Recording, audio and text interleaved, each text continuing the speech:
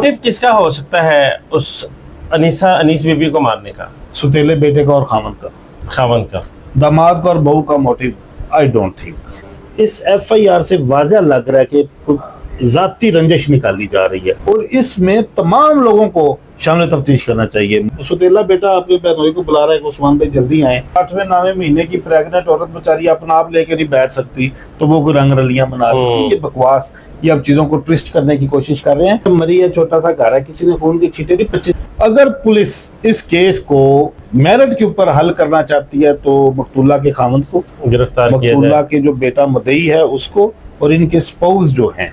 लेकिन जाफर साहब कैसी बात है, मकतूला का बेटा उसको अपनी माँ को क्यों मारेगा? कि इतनी इनसिक्योरिटी थी कि एक दूसरे को ये रिकॉर्ड करते रहे। ये जो बंदा रिकॉर्ड करता रहे सबसे बड़ा कसूरवार इस मामले में वो है, चाहे वो मदई है चाहे वो सुतेला बेटा है। जब तक फोरेंसिक नहीं होती इनकी कोई वैल्यू नहीं है। व्यूअर्स, वीडियो पर आने से पहले हमारे चैनल को सब्सक्राइब कर दें, लाइक कर दें और बेल आइकन के बटन को दबाना मत भूलिएगा। बिस्मिल्लाहिर्रहमानिर्रहीम। आप देख रहे हैं वीडियो से भी मैं हूं आपका होस्ट राना दिलशाद। नाज़रीन, बहू के हाथों सास का कत्ल हो जाता है, एफआईआर हो जाती है, कब्र कशाई हो जाती है, पोस्टमार्टम रिपोर्ट आ जाती है। हम आज बात करते हैं एडवोकेट हाईकोर्ट अली हसन जाफरी साहब से। इस एफआईआर पर ये केस आगे किस तरह से चलता है? अस्सलाम वालेकुम सर। जी वालेकुम सलाम। देखिए, मैंने एफआईआर देखी है। इस एफआईआर से वाज़ह लग रहा है कि जाती रंजिश निकाली जा रही है। देखें, ये ट्रायंगल बनाया गया है। ये 3 मुल्जमान को इसमें जोड़ा गया है। एक मुदई की बीवी है, एक मुदई का सुतेला भाई है और एक मुदई का बहनोई है। अब ये ट्रायंगल ऐसा है नहीं कि किसी बुरे काम में ये एक हो जाए। भाभी देवर के साथ या नंदोई के साथ किस तरह से फ्रैंक होगी। एक दामाद अपनी बीवी को छोड़ के उसके भाई और आगे उसकी भाभी के साथ, बेटा चाहे वो सुतेला चाहे सका है, अपने बहनोई को किस तरह से एतमाद मिलेगा और अपनी भाभी को किस तरह से एतमाद मिलेगा। ह्यूमनली देखा जाए तो ये तीनों रिश्ते ही इट कुत्ते दे वैर वाले ने। ठीक है, सुतेला तुन के जो शरीकाबाजी होती है, तुन के जो शरीकाबाजी होती है, सुतेला ना भी हो, तो यही रिश्ते है ना जी। आपके भाई, आपके बहनोई, आपकी भाभियां, यही आपस में आपका शरीका बरादरी है ना। ठीक है, लिहाजा ये रिश्ते वो है नहीं कि ये एक बुजुर्ग औरत के कत्ल के ऊपर इनका अलायंस हो जाए। कोई मेरी सेंस इसको एक्सेप्ट नहीं कर रही। हमें देखना होगा कि पुलिस अपनी फाइंडिंग क्या देती है। मेरे तक जो खबर पहुंची है वो ये है कि जी पुलिस ने तफ्तीश मुकम्मल कर दी। ये शायद इत्तलात है वो ये है कि उन्होंने कहा जिन्होंने इतराफ़े जुर्म कर लिया है और ये गुनाहगार है। ये तफ्तीश ठीक नहीं है। ये कोई ब्लाइंड मर्डर नहीं, और इसमें पुलिस ने तीर नहीं मारा हुआ। घर में मर्डर हुआ, अभी भी दीवार खून से अभी भी लिथरे पड़े हैं। ठीक है, लिहाजा ये कोई ब्लाइंड मर्डर नहीं है और इसमें तमाम लोगों को शामिल तफ्तीश करना चाहिए। मुद्दई, मकतूला का खामन, बाकी ये जो तीनों इसमें ऑलरेडी नामजद हैं, इनके भी जो स्पाउस हैं। मोटिव किसका हो सकता है उस अनीस बीबी को मारने का? सुतेले बेटे का और खावन का दामाद का और बहू का मोटिव आई डोंट थिंक। और जो कहा जा रहा है कि जी वो बहू का कोई ताल्लुक वास्ता था, वो प्रेग्नेंट औरत थी, हम उनको जानते नहीं है। लेकिन ये भी पॉसिबल नहीं है कि कोई प्रेग्नेंट औरत, 8वें 9वें महीने की प्रेग्नेंट औरत बेचारी अपना आप लेकर नहीं बैठ सकती तो वो कोई रंग रलियां बना रही है। ये बकवास, ये अब चीजों को ट्विस्ट करने की कोशिश कर रहे हैं। अगर पुलिस इस केस को मेरिट के ऊपर हल करना चाहती है तो मकतूला के खामद को गिरफ्तार किया जाए, मकतूला के जो बेटा मदई है उसको, और इनके स्पाउस जो हैं। लेकिन जाफर साहब कैसी बात है, मकतूला का बेटा उसको अपनी माँ को क्यों मारेगा? जिन 3 लोगों को नामजद किया गया वो भी मकतूला के बच्चे ही थे। दामाद बेटे होते हैं, बहुएं बेटियां होती हैं, और वो सुतेला बेटा भी तो बेटे ही है ना।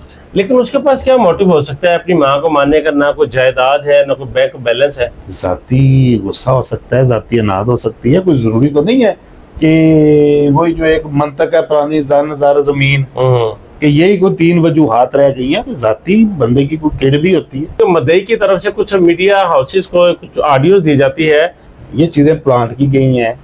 किसी फैमिली में आपके बहन भाई हैं, मेरे हैं, हम कितनी आपस में रिकॉर्डिंग करते हैं। ये एक बकायदा एक सेज सजाई गई है। इस तरह की चीजों की बकायदा इसके पीछे एक प्लानिंग थी कि ये चीजें रिकॉर्ड हुई पहले, फिर वायरल हुई। और ऐसा क्या था इनकी फैमिली में कि ये इतनी ज्यादा ऑडियो जो थी ये कत्ल के से पहले जो बनाई गई, कि इतनी इनसिक्योरिटी थी कि एक दूसरे को ये रिकॉर्ड करते रहे। ये जो बंदा रिकॉर्ड करता रहे सबसे बड़ा कसूरवार इस मामले में वो है, चाहे वो मदई है चाहे वो सुतेला बेटा है। व्हाट्सएवर जो भी है, क्योंकि ये एक बकायदा देखें, जो एक शातिर मुल्ज़म होता है ना, आजकल ये क्राइम सीन देखे ना, वहां पे तो तय है कि जितनी देर बाद पुलिस नहीं आना है, वहां पे तय है कि इतनी देर बाद जनाब बंदे ने पकड़े जाना है। हकीकत में कुछ और होता है, लेकिन वो उसका एंड नहीं देखते, एंड नहीं देखते। मर्डर प्लान देख लेते हैं।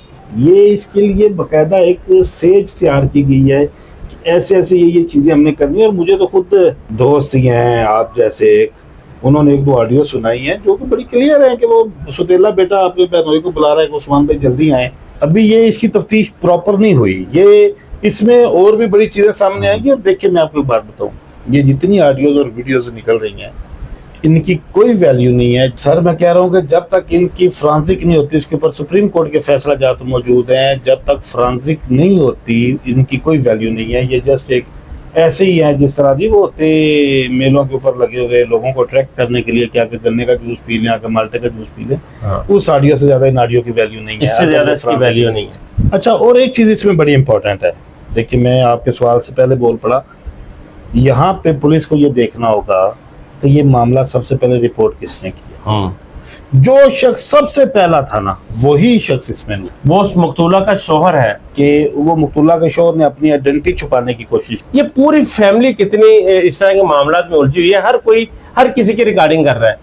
उस्मान को उसका जो सौतेला ससुर है वो कहता है कि यार हॉस्पिटल में मेरा नहीं बताना कि मैं मकतूला का शौहर हूँ, ये कहना मैं देवर हूँ। हाँ ये देखिए ना, वो भी ऑडियो मार्केट में आ गई है। ये बयान इटसेल्फ मशकूक करता है चीजों को, ठीक है। लिहाजा ये इस मर्डर में अगर देखा जाए दौलत इन्वॉल्व नहीं है, जायदाद इन्वॉल्व नहीं है, कोई औरत किसी रिश्ते का चक्कर इस तरह की कोई चीज़ें इन्वॉल्व नहीं है, ठीक है। लिहाजा इसमें सिर्फ और सिर्फ इन्वॉल्व है तो नफरत है, ज़ाती अनाद है, ज़ाती रंजिश है, पर्सनैलिटी क्लैश ये सारा पर्सनैलिटी क्लैश है, जो कि सबसे ज़्यादा सुतेले बेटे को हो सकता है। लेकिन मैं फिर भी पंजाब पुलिस से ये रिक्वेस्ट करूंगा कि आप बड़े काबिल हैं, हमारा फख्र है आप, ये मगरो ना लाओ।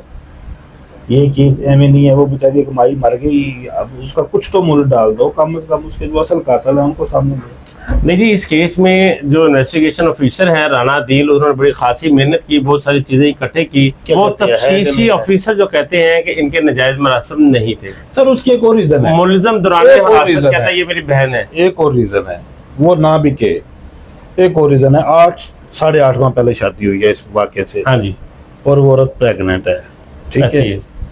लिहाजा इतनी जल्दी 7-8 महीना तो एक आपका हनीमून पीरियड होता है, औरत यूजुअली नहीं सोचती आगे कोई एक्स्ट्रा मैरिटल, सिर्फ अपने शोहर में गुम होती है, उसी को एक दुनिया मैंने वही कहा कि अब ये मदई को पता होगा कि उसने अपनी बीवी को उसमें क्यों रखा, लेकिन ये मोटिव नहीं है कि कोई ये जो स्टोरी ये बनाई है ना, ये बड़ी बेहुदा सी स्टोरी है, ये मिलती नहीं है आपस में मैच नहीं करती, मैच।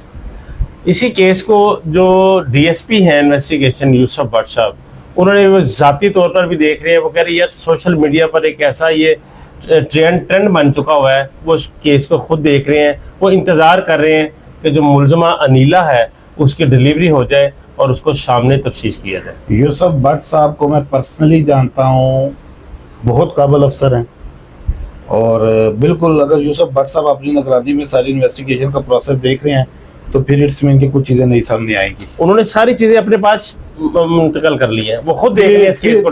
फिर पूरी उम्मीद रहे, फिर कुछ चीजें आपके सामने आएंगी। आप क्या समझते हैं, चूंकि आप क्रिमिनल केसेस करते हैं, देखते हैं, बहुत सारे आपने फैसले भी करवाए, बहुत सारे भी चल भी रहे, इस तरह के केसेस का क्या नतीजा निकलता है?